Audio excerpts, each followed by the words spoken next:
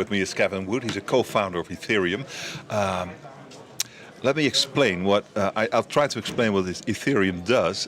It's a smart contract platform based on the blockchain technology. It has a cryptocurrency which is called Ether. It's much more than Bitcoin. It's different. Please explain. Ether is different, and Ethereum, the network that Ether sits on, is different in that it can host other software. So with other software you can do various bits of functionality that you can't, for example, achieve with Bitcoin. Examples of this sort of functionality are things like identity systems, are things like insurance payouts based on certain outcomes, things like management of permissions for data, whether data is allowed to be accessed or not. In reality, Ethereum can manage all of these kinds of things based upon the notion of smart contracts. So smart contracts are these programs that sit on Ethereum and do these things. And in some sense, they replicate some of the notions of real world contracts, but in the electronic, in the digital space. Okay, so what is the practical use of a smart contract? Give me an example, please. An example would be where a particular service is offered and payment is required for the service, but that payment can be guaranteed once the service is done. So for example, suppose we set up a sort of Uber, whereby what I say is, well, if my GPS coordinate changes to this GPS coordinate, which is, say, if I arrive at my destination, then whoever else's GPS coordinate accompanies me on that way would get some payout, perhaps 15 Ether or $15 worth of Ether. Uh-huh. And that would be automated, which means that whoever gave me a lift would be guaranteed of being paid if, and only if, they delivered me to my destination. That's a smart contract. That could be done. Okay. And it's getting bigger and bigger and bigger. Astronomical rise of percentage, plus 1,300% in the last year, right? How do you explain that? I think people are starting to realize that agreements between people, which is to say contracts, it's possible to digitize these. And when you do digitize them, then there's an awful lot of potential opportunity opened. And now people are starting to understand that this opportunity exists and it's real as they see applications being developed. And I think by seeing the applications developed, by seeing the pure developer hours put into this system, they're starting to realize that there's something there, and they want a share of its. Give me some more examples of what is happening. So one of the more interesting ones is something called a prediction market. So this is an idea that you can make predictions about the future, and you can be paid if you bet on the right side. So it relies on a few things. Firstly, it relies on the notion of payment. So if I make a prediction, it's very important that I put real value in. So I can pay into the market just as I can receive back from the market. So that has to be there. Also importantly is the idea that the truth eventually sort of comes out. Because if there's no way of determining whether I bet in the right way or the wrong way, there's no way of paying out based on that, is there? And thirdly, it must all be automated. So this prediction market must exist in an automated fashion, so that whenever anybody uses it, it actually just works without anyone else having to actually make it work. Because ultimately, you never really want to be to have to trust a particular third party in order to do this, much in the same way as with Bitcoin, you don't really want to have to trust a third party to make sure that you can actually remove your money. It's just if we do business, it's just you and me. That's right. And okay. Now there's a problem with Ethereum. Somehow $50 or $60 million disappeared, right? What happened? So, there are a few things to explain about this. The first thing is that the problem isn't with Ethereum itself, but the problem is with one of these applications, with one of these smart contracts. So the smart contracts are not built into Ethereum. Ethereum exists sort of on a lower level. And these software run on the higher level. So it's like saying, well, this website's broken, and it's not saying the same thing as the internet's broken. Right. So Ethereum's like the internet. It just sort of works. But yes, one of the websites, as it were, that sits on Ethereum broke. This website was called the DAO. Okay. Now, the DAO was envisioned as some sort of mechanism so that people could pay in Ether, and this Ether could be used to sponsor projects, and if the projects ended up becoming profitable, people would be able to make some of those profits back. And what happened was, due to a technical flaw in the DAO, in this piece of software, in this website that sits on top of Ethereum, someone was able to attack it and to drain about a third of the money that the DAO had managed to collect into a child DAO, so into a kind of an offspring of the same sort of thing, but an offspring. Now, the reality is that the money is still sitting there, so we know precisely where it is. We can see it in the system. There's a balance. It's big. It's bigger than it should be. But there's a different owner.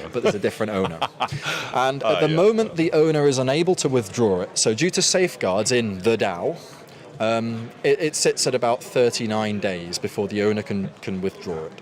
And so we have this time in order to determine whether we're going to do something about it or whether we're just going to let it go. The question is, who's right? It should be determined in the smart contract. So what went wrong in the smart contract? So what effectively happened was, let's suppose you're the smart contract and I'm the attacker. What happened was that the attacker said to the smart contract, right, well, I want to do my own smart contract and I want you to give it the money. Yeah. So you say, okay, sure, I'll pass you the money into your child, the one that's yours, your smart contract, and then I'll just update my records. And you say, whoa. Actually, before you update your records, I'm going to start again. I'm going to say, right, I'd like to withdraw my money into this child smart contract. And you say, oh, yeah, sure. I'll just put your money in the smart contract and then I'll update my record. And then you say, oh, no. Before you update your records, I want to take my money and put it in this. And so what it's doing is every time you're saying you're putting the money into the smart contract, it's waiting for the money to go in, but it's not waiting to allow you to update your records. Rather, it's interrupting it and then asking it for again. And because you haven't updated your records yet, you still think that there's money that they can draw out. So it's a classic software engineering bug where the records were updated after and not before the money was given out. I understand. So it is a hack. Yes. But this is terrible. This is an attack on the trust, the liability of the system. This is what everybody is afraid of. So fundamentally, it's an attack on the DAO. So on the DAO itself, so the notion that people are able to place money into this smart contract and the money will not go except by these rules, will not be used except by these rules. Yes, it's an attack on the DAO, and it's an attack on the integrity of the DAO, and it's using the fact that the DAO is a smart contract and that nobody can alter how it's interpreted. And if this software is wrong, then the interpretation is wrong, and people are understandably annoyed, understandably concerned that, hold on, where is this money being going? Now, the question really is, what can we do about it, right? What can you do about it? So the people behind, the authors of the DAO, and I'd like to make it absolutely clear, I had nothing to do with the DAO. I am a co-founder of Ethereum, the underlying level. I have nothing to do with the DAO. The authors of the DAO, they're powerless. In effect, they're powerless. At least without the help of the community, who maintain collectively the Ethereum ecosystem, the Ethereum machine, the Ethereum computer, the thing that this sits on. So the question is whether the community will do anything about it, because it requires the community to be of one mind, to come together and form a consensus about what must be done before anything can be done. But that's what you have the contract for. So the contract provides a base, like a default consensus. Yeah. So as long as the community doesn't sort of intervene, as it were, as long as it doesn't form another different consensus, then everything is fine. But in principle, the power lies with the people. If the people don't like the way the contract's operating, they have the power to change it. Okay. Could there be a clash between, say, the code and the contract? So the clash is really between whether the people's expectations, both those who, obviously the ones that placed money in the DAO, the ether in the DAO, and those who in some maintain the Ethereum network, so the stakeholders of Ethereum. It's really the clash is whether those people agree or disagree with the ramifications of the contract, which is to say, giving the attacker this money. Yeah, probably they'll disagree. What do you think? At this point, the jury's out. And I think over the next day or two, we're going to find out what the sentiment is of these stakeholders and whether they really want to do anything against it or not. But this is an important case, right? I think it's about the probably future, the most isn't it? important Yeah. case in crypto economics since the birth of Bitcoin. Yes. So what if this goes wrong? What does that mean? Well, what would you say is wrong? It could go wrong if the 60, 50 or 60 million would not be recovered. Okay, so That would be wrong, right? well, this is the thing. So Ethereum is fundamentally a consensus network, which means right and wrong is determined by the will of the people, by the consensus that the people behind it decide. Now, in this instance, people really do have a decision. They can say, well, honestly, this contract had a bug, had a flaw, but it was nonetheless well defined. And the attacker, they did drain against people's expectations, but those expectations were flawed, just as the code was flawed, and the attacker is in some sense utilizing what was fair, this fair flaw that he found. So there is an argument to be made for the fact that the system is executing correctly. Now, of course, there's also the argument that, well, hold on, expectations, wide expectations, were that this contract was going to do this, and it doesn't do that. And so, I expect that that it will be altered to do at least what I think it's going to do, I thought it was going to do. Yeah, but then you could say there's something wrong in the contract, or in the code, which is about the same as the contract, right? So what is the most important thing, the code or the contract? So in this sense, the contract is the code. So because it's a smart contract, it's defined only in terms of code. But a contract should be written down in just plain language, right? So that you and I understand what we agree. In the world of smart contracts, it's written not. down in computer code. So that's where the clash is, right? This is where the problem occurs. So that we don't understand what we are signing for.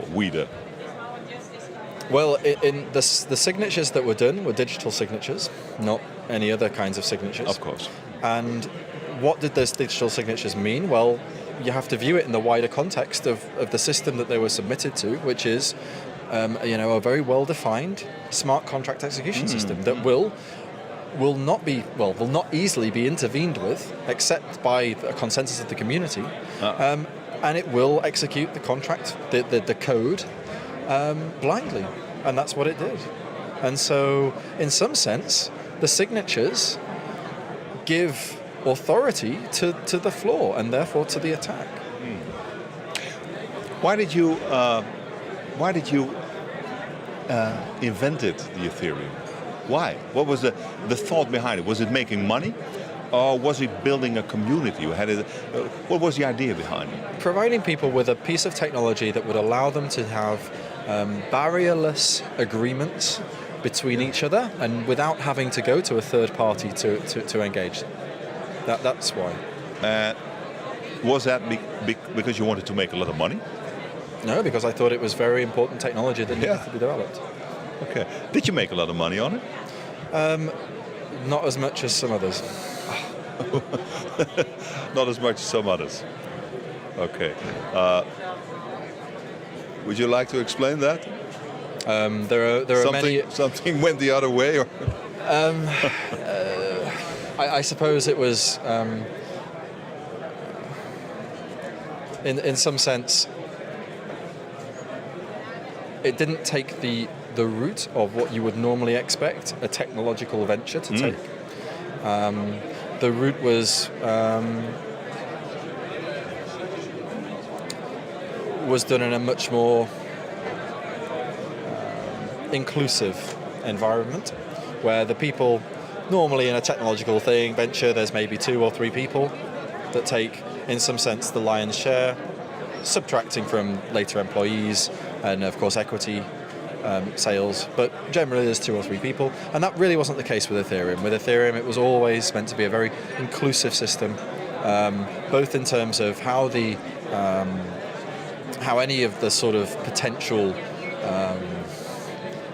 tokens were shared out, and in sense of, and of course in the sense of, you know, who's allowed to help build it, and who could develop on it. You know, how we can bring as many other projects in to help make this a success. So some people took more money out of it than you did. Are you disappointed in those people? For me, it was always about getting this project out into the open and seeing it used. You think it will survive the problems it has right now? The original idea? I think these problems will eventually be I hope there'll be a very clear lesson to the future users of Ethereum, and I do think it will survive, to the future users of Ethereum and other smart contract systems, which I don't think are going away, as to how to, firstly, in the case of the DAO, what not to do, and secondly, into how the community manages this problem, hopefully of how to form governments, how to form consensus, even in the face of a widespread concern that what happened wasn't the expectation. Thank you very much. You're welcome. Thank you.